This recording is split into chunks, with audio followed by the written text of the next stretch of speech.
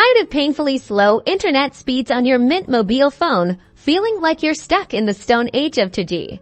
Let's ditch the digital dinosaur and make sure your phone prioritizes faster 4G LTE networks instead of the old Edge network, sometimes called 2G. First, find the Settings app on your Android phone. It usually looks like a gear or cogwheel. Tap on it to open the Settings menu.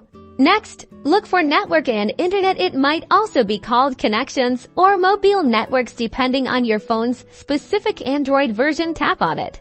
Now, find and tap on Mobile Network again. This name might vary slightly, but look for something related to your mobile connection. In the Mobile Network settings, you should see an option labeled Preferred Network Type or Network Mode. This is the key to solving our speed problem.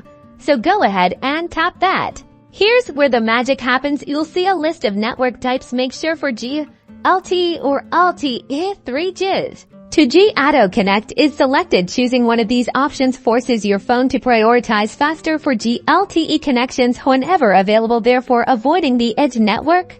And that's it. Your phone will now prefer 4G LTE, giving you significantly better speeds for browsing, streaming, and everything else you do online. Enjoy the fast lane.